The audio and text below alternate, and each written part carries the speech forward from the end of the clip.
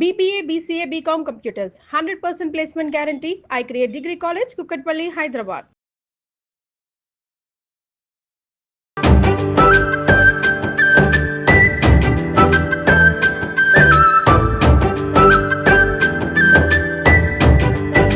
Welcome to Suman TV. ఒక simple sweet చేసుకుందామండి. ఇంతకుముందు కూడా చేసాం మాల్పువా. ఇంతకుముందు మనం ఏం చేసామంటే క్విక్గా అయిపోయే లాంటి వెరైటీ చేసాం. ఇప్పుడు కొంచెం లెంగ్తీగా, కొంచెం హెవీగా, కొంచెం ఖర్చు ఎక్కువతోటి చేద్దాం. మాల్పువా చేయాలంటే ముందు 1 లీటర్ పాలు పొయ్యెక్కించాలి. ఆల్రెడీ ఎక్కించేసాం. దీన్ని 1/2 లీటర్ అయ్యేదాకా మరగనివ్వాలి. ఈ స్టవ్ మీదకి మార్చేస్తాను. దీన్ని ఆపేద్దాం. పాలు చూడండి బాగా చిక్కగా అయినాయి. ఈ చిక్కటి పాలల్లో 50 గ్రాములు ఇంచుమించుగా, 50కి తక్కువ వేసుకోవచ్చులేండి, కోవా వేసేయాలి. మనకి మావా అని దొరుకుతుంది, కోయా అని దొరుకుతుంది, సూపర్ మార్కెట్స్లో కనపడుతుంది. లేదా స్వీట్ షాపులో తీపి వేయని పచ్చికోవా అని అడిగితే ఇస్తారు. ఆ పచ్చికోవాని తెచ్చి ఇందులో కలిపేసుకోవాలి. స్టవ్ ఆపేయచ్చండి. పాలు మరుగు వేడి మీదే ఉన్నాయి కదా, దీన్ని చిన్న ముక్కలు చేసి కనుక వేసేస్తే పాలల్లో కరిగిపోతుంది. ఇది పాల ప్రోడక్టే కాబట్టి కరిగిపోతుంది. నేను పూర్తిగా 50 గ్రాములు వేయలేదు, కొంచెం తక్కువగా వేసాను. కలిపేసేద్దాము. ఒకవేళ మన దగ్గర కోవా ఫ్రిడ్జ్లో ఉండి కొంచెం గట్టిగా ఉందనిపిస్తే ఇంకొక నిమిషం స్టవ్ ఉంచండి. ఈ కోవాని ఇందులో కరగబెట్టేసేయాలి. కోవా వేయటం వల్ల ఇంకా చిక్కదనము, మంచి రుచి వస్తుందండి. చాలా టేస్టీగా ఉంటుంది మాల్పువా. కోవా వేయటం వల్ల బాగా చిక్కదనము, రుచి వస్తాయండి. మంచి కమ్మగా ఉంటుంది. పంచదార పాకంలో వేసింది రుచిగా ఉంటుంది, పాకంలో వేయకుండా ఒట్టివి కూడా. కొంతమందికి అంత షుగర్ సూట్ కాదు, చప్పగా తినదలుచుకున్న వాళ్ళకు కూడా, డయాబెటీస్ వాళ్ళకి సర్వ్ చేసేయచ్చు, బాగుంటుంది, కమ్మగా ఉంటుంది అన్నమాట. కరిగిపోయిన ఇంచుమించుగా ముక్కలన్నీ. దీన్ని దించి పక్కన పెట్టేద్దాం. ఇది చల్లారిపోవాలి. ఈ లోపల ఈ 1 లీటర్ పాలకి ఒక పెద్ద కప్పు పంచదార, 1 కప్పుకి కప్పు నీళ్ళు పోసుకోవాలి. కప్పు పంచదార, 1 కప్పు నీళ్ళు పోసి గులాబ్ జాములు పాకం పడతాను చూడండి, అట్లా పాకం పట్టుకోవాలి. జస్ట్ స్టిక్కీగా అయితే సరిపోతుంది. ఈ లోపల ఇవి చల్లారే లోపల పాకం పట్టుకుందాం మనం. 1 కప్పు పంచదార, 1 కప్పు నీళ్ళు పోసేద్దాము. ఇది బాగా పెద్ద కప్పు కదా, కొంచెం సన్నటి మంట మీద పంచదార కరగనిద్దాము. ఈ పంచదారలో నలకలు ఉంటాయండి. పంచదార పాకాలు ఎప్పుడు పెట్టినా కూడా మనం ఇది తెరలేక 1-2 స్పూన్ల పాలు వేస్తే ఆ పాలు విరిగిపోయి పై మొత్తం ఉన్న మురికి అంతా, ఏదైనా డస్ట్ గిస్తుంటే అదంతా వచ్చేస్తుంది. పంచదార పూర్తిగా కరిగాక కాసిన పాలు కనుక పోసేస్తే దీంట్లో 1 నిమిషంలో అలా పైన ఇదంతా బయటికి తీసుకొచ్చేస్తుంది అనమాట. అది పంచదారలో ఉన్న మురికంతా ఈ పాలు బయటికి తీసేస్తాయి చూడండి. ఇదిగో అలాగా ఈ పైన తేరిన దాన్ని తీసేయండి. పాక మొదలేయటం, పైన ఉన్న పాల విరుగుడు అనమాట ఇది.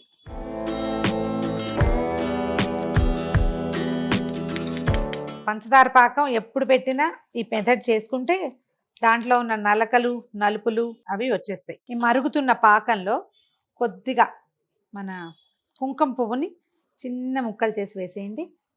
పాకానికి మంచి వాసన వస్తుందండి. దీంతో చాలా కొద్దిగా వేస్తున్నాను చూడండి, ఎంత తక్కువ వేసాను. ఒక లైట్ కలర్ వస్తుంది, చిన్న వాసన వస్తుంది. పాకం చూడండి లైట్ ఎలోయిష్ కలర్ వచ్చింది. దీనికి ఏమి పెద్దగా రావక్కర్లేదు. ఈ పాకం మరిగి మనకి ఊరికే అట్లా కొంచెం అంటుకునేలాగా రావాలి. అది మరిగే లోపల మనం ఏం చేద్దామంటే, ఇందాక మనం పాలు మరగ్గాచి అందులో కోవా కలిపి పెట్టుకున్నాం కదా, ఇందులో ఒక 50 గ్రాములు అటు ఇటుగా, 1 కప్పు కంటే కొంచెం తక్కువ అనుకోండి, కన్సిస్టెన్సీ చూసుకుని కూడా మనం ఆపుకోవచ్చు, మైదా పిండి కలిపేద్దాం. మనం ఇన్ని పాలు పోసి చేసేటప్పుడు గోధుమ పిండి కంటే మైదా పిండే బెటర్ అండి. లంప్స్ లేకుండా కొంచెం జాగ్రత్తగా కలిపేసేయండి. మైదా పిండి ఒకసారి శుభ్రంగా జల్లించుకోండి, అందులో ఏమీ అనుమానాస్పదమైన వ్యవహారాలు లేకుండా. ఇది మనకి గరిటె జారుగా మన బజ్జీల పిండి లాగా రావాలన్నమాట ఈ పిండి. పంచదార పాకం చూడండి, జస్ట్ అట్లా అలా అతుక్కుంటూ ఉంటే చాలు. లేకపోతే చిక్కబడింది అనుకోండి మనకి ఇది పీల్చదు. ఆపేసి పక్కన పెడదాము. కొంచెం ఇప్పుడే ఆపాం కాబట్టి వేడిగానే ఉంటుంది. దీన్ని ఏం చేశానంటే, మైదా పిండి కలిపేశాను కదా, కొంచెం ఉండలు గచ్చకాయలు కాకుండా కలుపుకోవాలి. 1 కప్పు పడుతుంది ఇంచుమించుగా ఈ 1/2 లీటర్ పాలకి. అంటే లీటర్ పాలని 1/2 లీటర్ చేసాం కదా, ఇది కొంచెం ఇలా అలా ఉండాలి. దీంట్లో ఏం చేద్దామంటే, ఈ మన కుంకుమ పువ్వు ముందే వేసాను, కొద్దిగా ఏలక పొడి వేద్దాము. తర్వాత ఈ పిండిలో 1-2 స్పూన్లు పంచదార వేసేద్దాం. ఇంతే, ఇంతకంటే ఎక్కర్లా. ఒక మాదిరి సన్న తీపి వస్తుంది. షుగర్ వేయటం వల్ల ఏంటంటే మనం ఈ మాల్పువాలు నూనెలో వేగినప్పుడు కొంచెం కలర్ బాగా వస్తాయన్నమాట, ముదురు రంగు వస్తాయి, ఒక మాదిరి చిన్న తీపి వస్తుంది.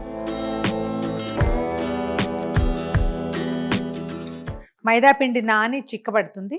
గోధుమ పిండితో ట్రై చేశానండి, అంత బాగా రాలేదనిపించింది. అందుకని నేను జనరల్గా మైదాకి ఎగనేస్తే కానీ ఇలా ఏవో కొన్ని పదార్థాల్లోకి తప్పనిసరిగా వేయాల్సి వస్తుంది. ఈ మాల్పువాలు చేసేటప్పుడు గుంట మూకుళ్ళు మనం వడలు గారెలకి వాటికి పెట్టేది కాకుండా అరిసెలకి వాటికి పెట్టుకునేలా కొంచెం వెడల్పాటిది, ఏ పక్కది ఆ పక్కకు ఉండేలాగా. ఇవి మనం స్పూన్ తోటి వేస్తాము, అవి ఇట్లా పళ్ళేలాగా వస్తాయి, తీసుకోవడానికి వీలుగా ఉండాలి. గుంట అయింది అనుకోండి మొత్తం అన్ని కిందకి వెళ్ళిపోతాయి. నూనె కొంచెం బాగా కాగనివ్వండి. నేతిలో చేస్తే కూడా చాలా బాగుంటాయండి. మనకు అంత అవకాశం ఉండాలి కదా, అంత నెయ్యి పెట్టలేకపోతాము. నూనె కాగాక దాన్ని సిమ్లో పెట్టండి. ఇప్పుడు ఏం చేద్దామంటే మనం ఈ పదార్థాన్ని స్పూన్ తోటి అలాగా ఒక్కొక్క స్పూను వేసుకోవాలి. చుక్కలు చుక్కలుగా కాదు, ఒకేసారి అట్లా.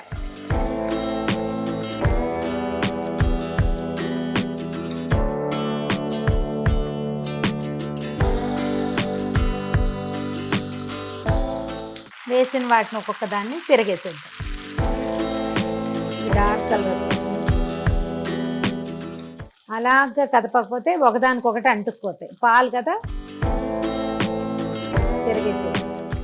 వీటిలో ఉండే ఒకే ఒక్క సతాయింపు ఏంటంటే ఇవి కదిలినాయా ఒకదానికొకటి అంటుకుపోతాయి. దీన్ని పాకంలో వేసేయాలి. మొదటిసారి వేసినప్పుడే కొంచెం అయోమయంగా ఉంటుంది, ఏది కదుపుతున్నామో ఏం తీస్తున్నామో తెలియకుండా. రెండోసారికి ఇంకా ప్రాబ్లం ఏమి ఉండదు, మనకు తెలుస్తుంది. పైగా ఫస్ట్ కాగినప్పుడు మొదటి నూనె కాపు కొంచెం ఇబ్బందికరంగానే ఉంటుంది.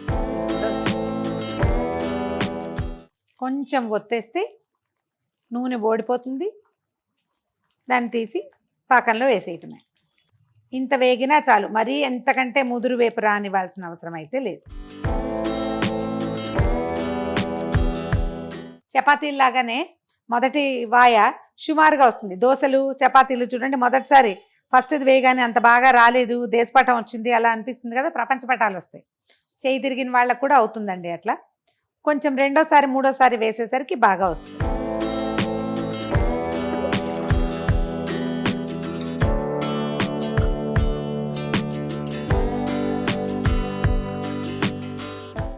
ఒకవేళ చుక్కలు పడితే అక్కడే పోసేయాలి, మిగిలింది కూడా. వాటంతట అవి పైకి వచ్చేస్తున్నాయి చూడండి, కనిపిస్తుంది కదా కెమెరాలో క్లియర్గా.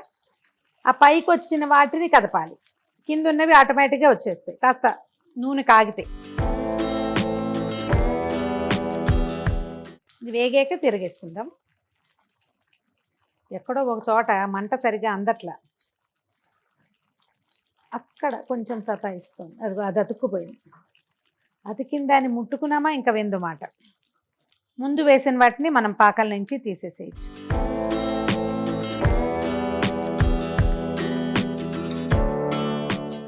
వేగిన వాటిని తీసేయటం, పాకంలో వేయటం, మళ్ళీ రెండో వాయి వేసి తీసే లోపల పాకంలో ఉన్న వాటిని తీసి ప్లేట్లో పెట్టేసుకోవటం.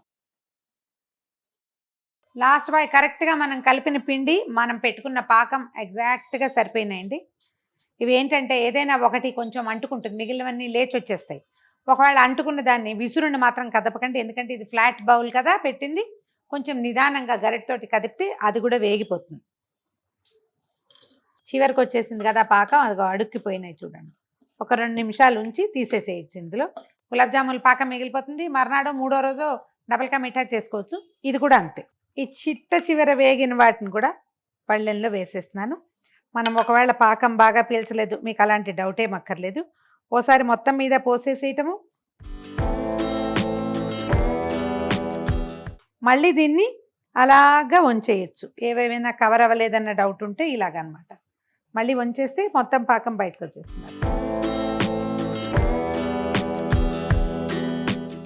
ఇవి 2 రోజులు నిలవ ఉంటాయండి, ఏం డౌట్ ఫీల్ అవ్వక్కర్లేదు. ఇదిగోండి ఒకదాన్ని విరుద్దాం. కొసలు డ్రైగా ఉంటాయి, ఎలా ఉంటుంది, కరకరలాడుతూ ఉంటాయి, మధ్యలో మెత్తగా ఉంటుంది, ఎక్సలెంట్గా ఉంటుందండి. పాల రుచి వల్ల ఇది ఎక్కువ రుచిగా కనపడుతుంది. ఒకవేళ పాకం మిగిలిపోయిందంటే మళ్ళీ మర్నాడు గోధుమ పిండి పాలు కలిపేసి చేసుకోవచ్చు. సింపుల్ రెసిపీ ఒకటి మన ఛానల్లో ఉంది, అది చెక్ చేయండి. ఇది మాత్రం దానికి దీనికి రుచి చాలా తేడా ఉంటుందండి. మనం పూర్తిగా పాలతోటే చేసిన రుచి ఎక్సలెంట్గా ఉంటుంది. పండగలప్పుడు, పిల్లల బర్త్డేలప్పుడు ఎప్పుడైనా ట్రై చేయొచ్చు. ట్రై చేసి చూడండి. ఈ వీడియో కనుక మీకు నచ్చినట్లయితే లైక్ చేయండి, షేర్ చేయండి. మరిన్ని ఇంట్రెస్టింగ్ వీడియోల కోసం సుమన్ టీవీకి సబ్స్క్రైబ్ చేసుకోండి.